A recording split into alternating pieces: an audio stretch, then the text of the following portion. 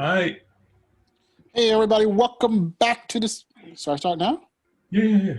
Hey everybody, welcome back to the Spinner Rack. I'm here with the boys, PD and Cal, and today we're going to be talking about Invincible. We're going to watch the trailer, tell you what we think about it, and hopefully you like it. Any comments, likes or dislikes, put it at the very end or put it on wherever you like.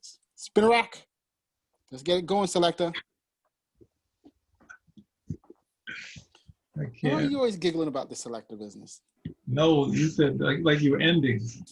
So, kids your age think they're invincible, and it holds them back, makes them careless.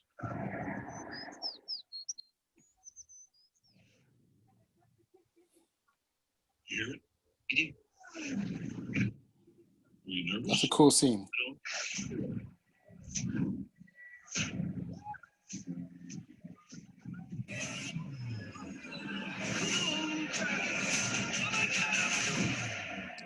I can do this. You need something to punch.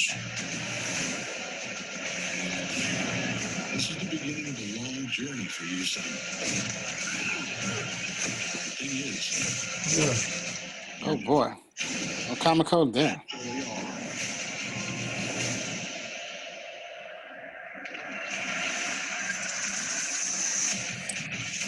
Oh, not a cool thing. From a cute girl to a monster. Stop that nonsense. Hey, so I mean, whoa, let me just give you guys a quick, sorry about that, technical difficulties there. But hey, Invincible basically is a comic that was created by Robert Kirkman and I think it was Corey Walker. And this is basically this kid of a extraterrestrial alien who came to Earth and he has a kid and he's just growing up and dealing with his superpowers. So I'm going to pass it on to my boys, PD and Cal. PD, Cal, can you give us a little bit more background on this character? And let's go into the review of the trailer.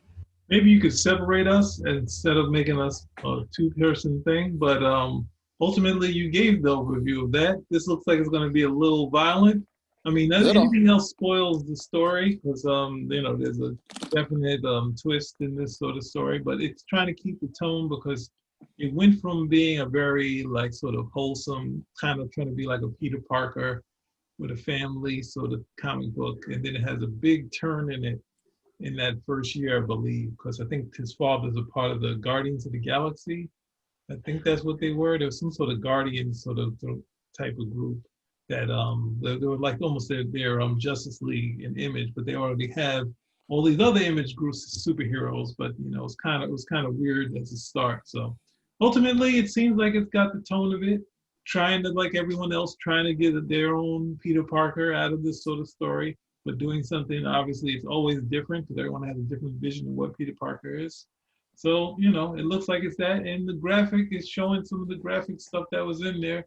It really wasn't what the comic was about, but ultimately it did have some really violent stuff in there. So, it looks, I don't know. I kind of ran out of steam on Invincible. So I'm kind of iffy on this. So, but I think for Invincible fans, it's probably giving you everything you want and more. That's what I think. Hurrah! What about you, Cal? What's your take on this? I also read the story when it came. I read the first year, maybe a little bit more, and then I read some issues, issues here and there as the series went on. And what attracted to me at first is, like PD said, the wholesomeness. I was thinking, okay, fine, this might be a modern approach to what it would be like to say be Superboy, along those lines. I quickly realized that was not going to happen within 2 issues, and then, well, again, don't want to give anything away, but it became like a lighter version of The Boys, if you will, or like a Kirkman story where it starts off here and then there's really something else going on at the end of the day. And this is the like with The Walking Dead, where it's like, oh, this is he sold it originally as a space alien invasion thing, and then it's like, no, this is zombies. And then eventually the whole thing with the zombies gives way to a survivalist story, and this follows in the same vein very much to that. I just wasn't a big fan of the series. I was very disappointed by it. The animation here, I don't know. I would have thought they would want to do something like this live action rather than animation, because there's some pretty rough stuff in Invincible. And animation for me always attracts kids. And this right over here, I mean, there's some rough stuff in Invincible. I don't know how much they'll get to in the first season. But you know, anytime I see animation, I'm always thinking that you'll get kids to watch it. And you know, again, some of this stuff is pretty adult. But I don't know. I didn't it's not that I didn't enjoy the series that much. So you know, I'll check. I'm definitely going to check it out to see if it translates better into that form of animation storytelling, and see if I enjoy it more there. But that's pretty much me. I mean, well, you got to look at the. I see some of these new guys, Netflix itself. They're going for a harder core of animation in terms of, you know, Castlevania, I believe it is, and they've had a couple of others where you see a little bit more of an adult edge to these shows. So I'm wondering if Amazon Prime is trying to do basically the same thing. They're trying to get the harder edge people who are watching anime or, you know, harder cartoons to Robot Chicken? You mean Robot Chicken, and you mean what's that? Harley Quinn? You're kind of leaving out Harley Quinn, which is way rougher than this trailer ever was. So let's go to the Harley Quinn. That's the one people are looking at and being like, hey, it's doing well. So let's do wait a something minute, now similar you're to. going on the other side. Now at first you're like, No, hey, but no. go I'm this saying way, and now I you're think that going, hey, Harley no. I Quinn, think yes. no, So but then Harley Quinn is a better name. cheer. Harley Quinn is a better story. It's related to Batman, so of course it's going to go over better. You know, it was a better depiction than what was done Wow. so in the movie. But we're not talking Quickest about Harley. We're talking 180 about ever. we're doing No, Invincible. And they're the question taking is the whether tone and the, of in. and the question of whether Invincible, you know, from what they're showing here, whether it'll be enough to do it. And you know, there was already a market for like Castlevania for in Netflix, you know, and there was also already a market for Harley Quinn, you know, and some of the things she does. The question is, you know, when you start seeing Invincible, that whole father son thing, the baseball being thrown around, you're like, oh, everything's good. Next thing you know, this guy's popping blood out somebody's crushing someone's head. You're like, oh, wait a second, what the heck is going on? So I kind of agree there with Cal. You know, it's you're not sure how people are going to take this particular thing when it's supposed to be wholesome. They're going to have to probably market a little bit harder edge. Of course, that what they did show is a little hard, but you know, the initial look is like, I don't know, this is what's going on here for sure. You know, so Well, I don't know. I think it kind of takes a note from like what was that other thing, Kick Ass. If you think of Kick Ass, it's what the fan, and I think, you know, at some point when, you know, I was thinking of what's those things from your own superhero, and you try to think of stuff, and at some point you get kind of cynical of the story because it's the same as everybody else's. So you say, what would make this be different?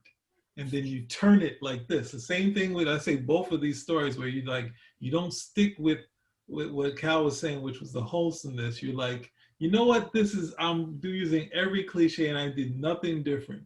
Let me flip it on its side, because even Kick-Ass is worse, because I mean, that aspect of, hey, the first thing you do is send someone, you know, put someone in a hospital.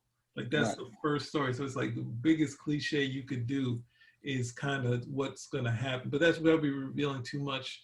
But ultimately, he also said, I think that I always thought that Savage Dragon decided to copy Invincible, but he said he was copying Savage Dragon. But there's a plot that was already in Savage Dragon that's similar to this, but I think Eric Larson doesn't play that out until after Invincible goes, and I was just like, wow, this whole arc is Invincible. So it would interesting. I mean, I don't know when I know that there was a hint of it in Savage Dragon, but Kirkman gives credit to Eric Larson, and I don't know if that's good or this. To me, it's more bad, but I know to the fans that might be more good. But I mean, you know, he's one of those things. He's what is it? He's the thunderbolt, the lightning rod of creators. That Image. He's got these two big hits, and he's got a couple other things coming along. So, as you would say, Mars, that Kirkman has the hot hand. So, Oh yeah, got some things going. I mean, he got a lot of things going. I mean, he's definitely. I mean, especially The Walking Dead. Now he has what The Walking Dead. He has two spinoffs: The Walking Dead, Fear the Walking Dead. Then now there's the Comic world. Negan lives. Negan lives. Negan Lives, the comic is rolling out. But, you know, it's funny. They said Kirkman had an interview, I think, a while back where he said Negan is really his favorite character. You know, so, You don't which is say. like, That's yeah, awful. yeah, that's what That he is says. awful. And he didn't want to say it. So I was like, wow. But it kind of explains why Negan survived so long. Yeah, I mean, come on. You know, You write to the people you don't, you know, you're Can you supposed even to hurt the trust? ones you Can love. you even trust a statement like that since he has a comic out for the guy at the time? Well, he hey, just that's a good happens to be point. my favorite character, and he's got his own solo series. That's true. Good point. Good point. You know, but I mean, probably it's a better thing because we're I digress. But continuing with the Kirkman is pretty interesting in that, you know, like I said, he has a hot hand. He's coming out with a lot of different things, and he's a force upon himself. How did this one guy become the hottest hand in comics in terms of TV and, well, an image, I guess we would say right Right now. place, right time, and a lot of luck. Yeah, it is. That horror, the zombie thing just really blew things up. And you're like, wow. Well, it wasn't. Never, It wasn't even the zombie stuff. It was the violence and the. One of the things that I think comics, a lot of even comic readers critique comics for, is there's no permanence in comics. You know, somebody dies, they come back. It becomes status quo. You go through all this stuff, and then we're right back to square. You know, we're right back where we started again, square one, which is where most comics, especially superhero comics, they really need to be. So a lot of these guys are looking for something different. But and Walking Dead was very different, especially when you got to some of these issues where, I mean, the violence was so, graphic, and, people that you got attached to, oh, this guy's dead. Then, you start reading, well, who's going to die next? And, along those lines. So, but it was also the fact that he could actually do it. This wasn't a comic, I think, that would have it would definitely, you couldn't have done this like in the 80s. You might have done it, but, the readership would have been a pocket readership. And in the 90s, I don't think that would have flew either. But it was just literally right place, right time, and just a good amount of luck. I don't know if you could do The Walking Dead now, like produce that series now fresh, and see if you would get like the same kick out of it that you did. But it was just it was just like one of those things. At the end of the day, it was just it was just everything clicked, at the right time on that series.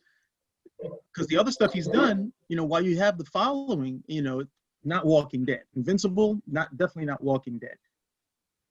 right. I mean, but I have to remind you though that right now some of the big series are for Marvel and DC. One is Deceased Planet, where you have like a zombie-like situation, and you have another one called Marvel, I think Zombies, another line that they were doing before. I know That was Kirkman was even involved in some of those. That happened right. before The Walking Dead. Right. So, but what I'm saying is that it's still the very fact that those are still selling those. The DC's Planet for DC seems to be doing generally okay, and I don't know what the Marvel. I don't know if it's Zombies or something. I forgot the title for that Marvel line, but it's very, very interesting. And of course, I mean, he was the proponent of it. I mean, it always gets me like if you had like the Marvel like vampires, right? Vampires come and go. Every couple of decades. In the 70s, the vampires were big, and they went away, and then they came back again, in another form, and they're back, and possibly with Hellstrom and Lucifer and some of these other shows that are coming up. Vikings and demons are back in vogue. I mean, it's just interesting. It just comes in waves. And the zombies, from what was that first movie? Dawn of Dusk. Dawn of the That's Dead. still done. Dawn of the Dead, and then that started back in the 70s and come until now. What's the name? His success. That's the thing. It wasn't like Kirkman. It definitely wasn't the first in comics, because you had Mignola who did his early zombie world. You had Marvel Zombies, and then for some reason Marvel had some success that wasn't. It was more event driven, and then Kirkman I think worked on a couple of those, and then he did his zombie thing, which was obviously different. Obviously, as Cal said, it was a survival story. But it has to be more right place, as Cal said. It has to be that because there's no reason why these other things didn't keep going for Marvel, or even Mignola had no success with Zombie World. There's only like maybe up to 10 issues that they did, several as minis. But one of the things you have to look at is the fact of him being the success. It's with stuff you can't do in comics now. like people will read the big passage where you have the the character here and the big Stan Lee thing of dialogue, and they'll be like, "Oh, info dump. Oh, look at that. He couldn't tell a story. He just did info dump." And it's like, what do you think The Walking Dead is? A lot of talking, and the people who critiques say, "Oh, talking heads." The Walking Dead is talking heads. So this is not to say, and I want to say that I don't find that problematic because at some point in your story, you have to get the information out.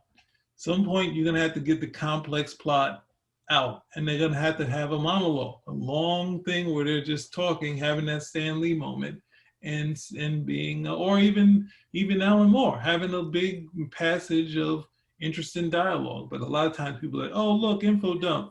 Oh look, here's this creator. Oh look, the '80s stuff, info dump, and it's like, no, it's, at some point you have to provide the information. But it's interesting now. People don't go back and look at it and say, oh, look at these talking. And now that's one of the things I had a problem with, because it was a book that was sort of formulaic, where it's like, all right, they talk, they complain about the stuff, and then next thing they'll turn the corner, zombie.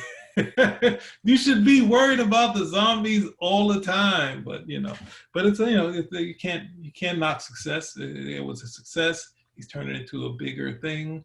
He's somehow become a mogul, immediate mogul at the same time. So he got a gorgeous book in what's it, the Firepower now. So it's like he's got some story and a couple other things where he's like the Marvel side, where he put him and some of the other creators put their name on stuff that they don't do, but they got the IP, that nonsense, instead of like having all these 3 million projects that they can sell to. And even involved in, he's the one who put together what's that thing we were watching, the movie that's out now? It was under his Skybound thing that with Charlize Theron. Oh, that was Old Guard. You're supposed to give me something. You didn't give me nothing on that. But he's a big mogul now, so you can't knock success. So you got a lot of things going. Yeah, that's true. I totally forgot about the Old Guard, but that was Gorkman. No, isn't it Oblivion song the comic that he's doing? Did he do Old Guard? I'm saying it's under his Skybound. Yeah. Oh, under his Skybound. Okay, got it. Skybound. Yeah, Oblivion is Greg Rucka, but it's on the Skybound. Okay, yeah. That's why I didn't get it. Well, you should, but I know he's doing this one comic called, like I said, Firepower. You said Firepower, which is pretty interesting. And definitely will hit Marvel Shang-Chi possibly. There's so many similarities there. And of course you have similarities. It's outright theft. What do you think? We can't say that. We have a resume in with Marvel, bro. You gotta. How many times I gotta tell you guys this? You guys are just like killing me. All right. Well, no, it's interesting that the Image guys, like I think I was listening to Rob Liefeld saying that Marvel and DC constantly, took one from the other. And yes, there's the Squadron Sinister, and there was a Avengers version of that. That was actually where the companies were actually talking. When the Imperial Guard happened, Marvel and DC were talking again, because obviously Dave Cockrum was worked for DC, now he's working for Marvel, and they had it together where they were going to do an X-Men version in the Legion, and then Stan said no. So it stopped at some point. It stopped, and then when they tried to do the Shroud, and it was going to be directly like Batman's origin, they're like, all right, you can't take Batman's entire origin, and that's why you got Moonlight, which is similar, but only subtly different, so that sort of thing. But just at some point they kind of said, all right, that's enough. You can't. That's why when you had other Spider-Man type characters like Blue Devil, and even when they're doing Blue Beetle, where they're saying we're trying to do Firestorm, the different in how they handled it. And now, like, Image just threw that all out and said, we can do our versions of the X-Men, that, Superman, all that. Nobody cares. It's like, so anyway, I guess we've exhausted this. Yeah. Okay. Cal, you have anything else to add before we close out? No. Okay, gentlemen. So once again, thanks again for coming in with us and reviewing the Invincible, Robert Kirkman's Invincible trailer, and giving you a little background on some other stuff. Spin Rack Out.